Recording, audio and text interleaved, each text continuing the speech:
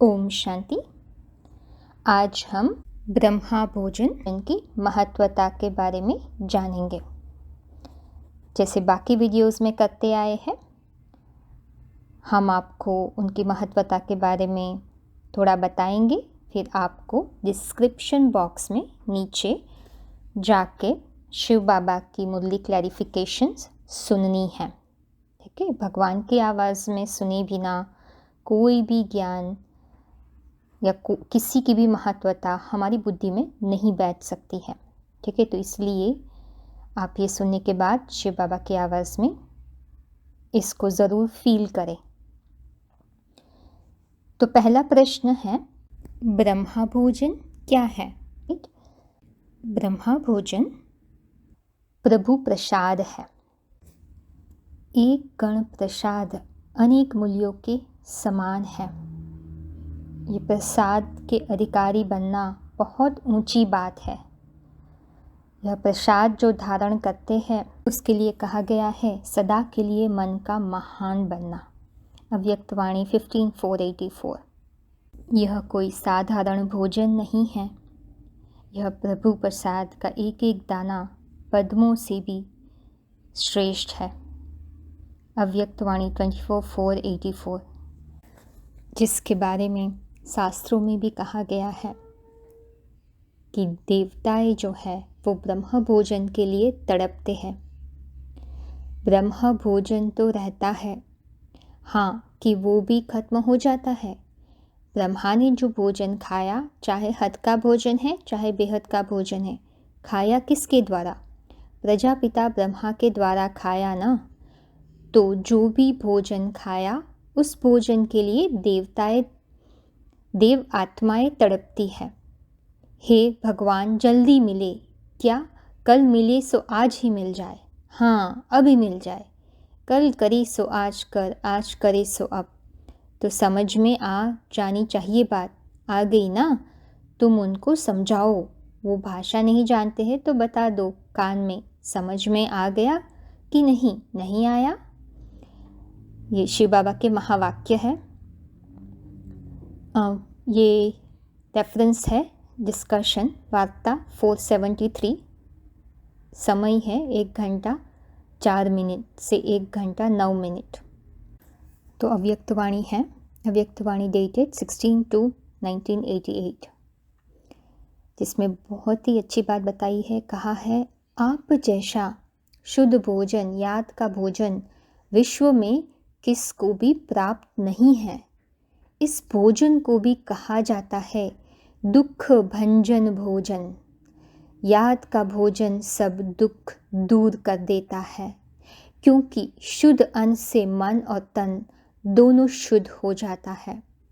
अगर धन भी अशुद्ध आता है तो अशुद्ध धन खुशी को गायब कर देता है, चिंता को लाता है। जितना अशुद्ध धन आता, माना धन आएगा 1 लाख, लेकिन चिंता आएगी पद्म गुणा, और चिंता को सदैव चिता कहा जाता है। तो चिता पर बैठने वाले को कभी खुशी कैसे होगी? और अशुद्ध धन भी अशुद्ध मन से आता है। पहले मन में अशुद्ध संकल्प आता है, लेकिन शुद्ध अन्न मन को शुद्ध बना देता है, इसलिए धन भी शुद्ध हो जाता है। याद के अन्न का महत्व है, इसलिए ब्रह्मा भोजन की महिमा है। अगर याद में नहीं बनाते और खाते तो यह अन्न स्थिति को ऊपर नीचे कर सकता है। याद में बनाया हुआ और याद में स्वीकार करने वाला अन्न दवाई का भी काम करता और दुआ का भी काम करता। याद का अन्न कभी नुकसान नहीं कर सकता। कितनी अच्छी बात है ना। और कहते भी है ना, जैसा अन्न वैसा मन, है ना। तो यहाँ भी शिव बाबा हमें कहते हैं कि ये जो अन्न है जो भगवान की याद में बनाया जाता है, ठीक है। अभी भगवान की याद में बनाया जाता है तो शिव भोजन क्यों नहीं कहते, ब्रह्मा भोजन क्यों कहते हैं? राइट, आपके मन में प्रश्न उठेगा। ब्रह्मा भोजन इसलिए कहते हैं कि शिव परम पिता परमात्मा, है ना, किस तन के द्वारा ना हमें यह भोजन प्राप्त करा रहा है ना। तो साकार में निराकार को याद करना होता है ना, राइट। हम ये भोजन जब बनाते हैं, ठीक है, और ये भोजन भी हमारा नहीं है, भगवान का दिया हुआ है, तो वो भी हमें कैसे फील आएगा? जब भी हमें ये फील आए कि भगवान साकार में है, ठीक है, निराकार के रूप में तो भगवान में कोई फीलिंग ही नहीं होती है, साकार में आता है तभी हमें भगवान होने की फीलिंग आती है। जब भगवान होने की फीलिंग आएगी तभी जो कुछ भी दिया गया है वो भगवान के द्वारा दिया गया है, वो अनुभूति आती है, ठीक है। स्पेशली भगवान के घर में जो बनाया जाता है, ठीक है, वो तो भगवान का ही होता है ना। भगवान का कहते हैं शिव भंडारे भरपूर काल कंठक दूर, है ना। तो बहुत भाग्यशाली आत्माओं को यह भोजन प्राप्त होता है जो हम प्रजापिता ब्रह्मा में आए हुए शिव परम पिता परमात्मा को याद कर कर बनाते हैं। और आप सुनोगे शिव बाबा की आवाज़ में ही कि घर पे बनाया हुआ भोजन को वास्तव में ब्रह्मा भोजन नहीं कहते हैं, ठीक है। वो भी आप शिव बाबा की आवाज़ में सुनोगे। नीचे जो टाइम दिया गया है, एक पूरा वीडियो है, उसमें से 10 मिनट का जो टाइम दिया है वो 10 मिनट ही सुनिए, आगे का शायद थोड़ा कॉम्प्लिकेटेड हो जाएगा। तो उस 10 मिनट में बाबा ने वो बताया है ना, कि भगवान का घर, जिसको भगवान ने गीता पाठशाला मिनी मधुबन कहा है मुरली में, वहाँ जाके जो पवित्र वातावरण होता है, ठीक है, आप ब्राह्मणों के संग में रहते हो, भगवान का घर होता है, वहाँ जो भोजन बनाया जाता है शिव बाबा की याद में, वो भोजन को बाबा ने ब्रह्मा भोजन कहा है वास्तव में, है ना। वैसे घर में भी बनाते हैं, वो भी भोजन है शिव बाबा की याद में बनाया हुआ, लेकिन जो ऊंची क्वालिटी यहाँ जो बता रहे हैं ब्रह्मा भोजन की, वो बाबा ने मिनी मधुबन या फिर गीता पाठशाला या जो भी सेंटर है वहाँ जो बनाया जाता है उनको कहा है, ठीक है। तो ये कोई साधारण भोजन नहीं है। और ये भोजन के फ़ायदे क्या है जो खाते हैं? जैसे कुछ फ़ायदे आपने ऑलरेडी सुन लिए, मन शुद्ध होता है ना, तन भी ताकतवर बनता है ना, पवित्रता के वाइब्रेशन हम धारण करते हैं। और बाबा ने तो एक जगह पर कहा है कि हमें साक्षात्कार भी होते हैं, अच्छे अच्छे साक्षात्कार भी हो सकते हैं, दिव्य गुणों की धारणा होती है। बाबा ने कहा है कि यह भोजन जो खाते हैं किस जन्म के लिए कोई भूखे नहीं मर सकते हैं।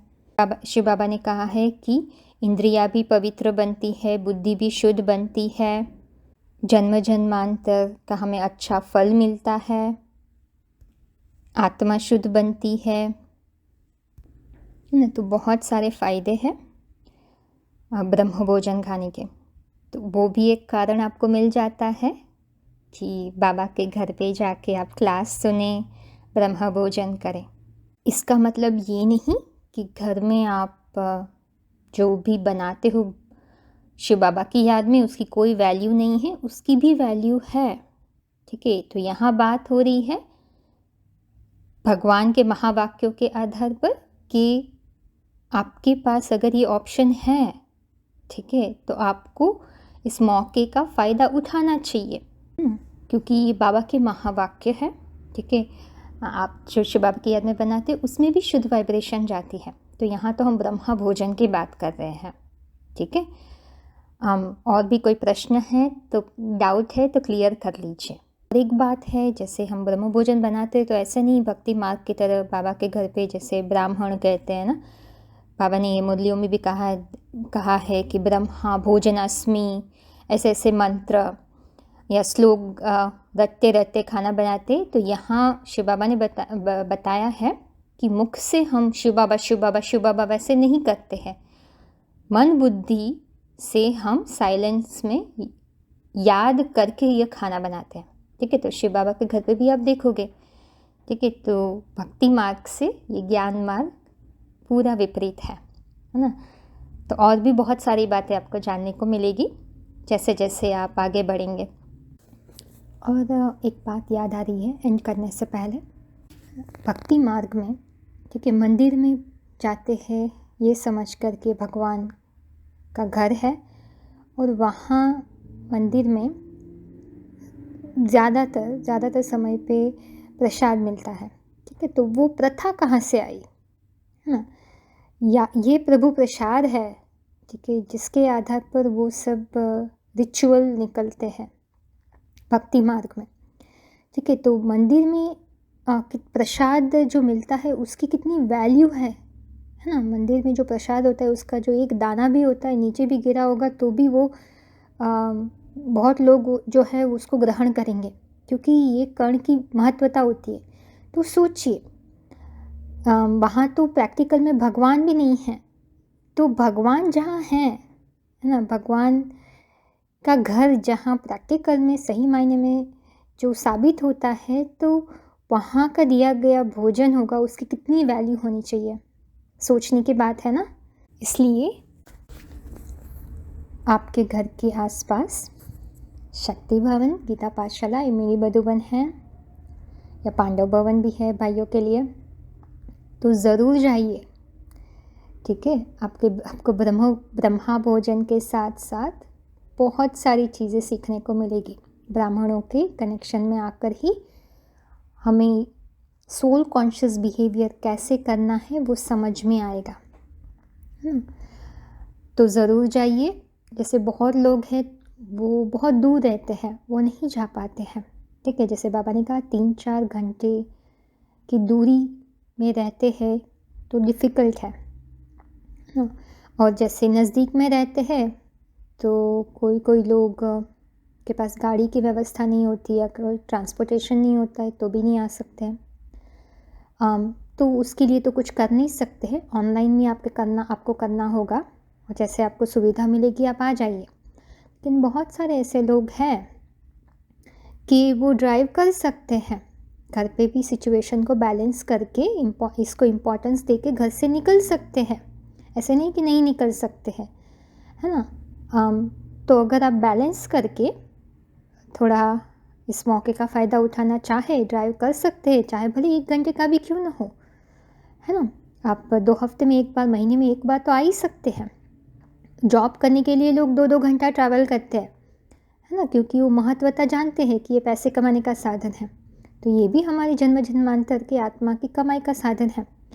तो सबका महत्वता के ऊपर डिपेंड होता है, बिकॉज़ कारण तो बहुत मिलेंगे, घर के ये काम है मैं नहीं आ सकती हूँ, लेकिन वो तो कभी ख़त्म ही नहीं होगा ना। हमारा मन हमेशा वैसे ही हमने ट्रेन रखा है कि घर के काम की वजह से, जॉब के काम की वजह से, देह के संबंधों के कारण मैं नहीं आ सकती, लेकिन बाकी टाइम बचा क्या है मेहनत करने का, ये तो अंत तक रहने वाले हैं, और ये मेहनत का टाइम भी उतना ही है हमारे पास जब तक ये दुनिया ख़त्म नहीं हो जाती। तो इसीलिए हमारे पास और कोई टाइम नहीं है, ये टाइम पे जो मेहनत करेंगे वही कमाई हमें उपयोग करनी है अगले 5000 साल के लिए। तो बाकी सब लोग कर रहे हैं तो आप भी कर सकते हैं, उनके भी घर के बंधन है, फिर भी वो बैलेंस करके चल रहे हैं। तो इसलिए जो लोग मन के बंधन के कारण नहीं आ सकते हैं उसके ऊपर गौर करिए, अपने आप को थोड़ा इसकी महत्वता के ऊपर अटेंशन दिलवाइए और इसका फ़ायदा उठाइए, ठीक है। और कुछ भी डाउट या प्रश्न हैं, ठीक है, जैसे खान पान के हिसाब से लिमिटेशन के कारण नहीं आ सकते, तो सब कम्युनिकेट करिए, है ना। कम्युनिकेशन जितना करेंगे उतना आपको पता चलेगा ना। कभी कभी हम जो सोचते हैं वही सब कुछ नहीं होता है, ऑप्शंस नहीं होते, है ना। तो चलिए आज यहीं रखेंगे। शिव बाबा की मौलिक क्लैरिफिकेशंस के द्वारा और भी रीजंस आप सुन लीजिए, फील कर लीजिए इसकी महत्वता को, फिर आगे बढ़िए, ठीक है। आज के लिए यहीं रखेंगे। ओम शांति।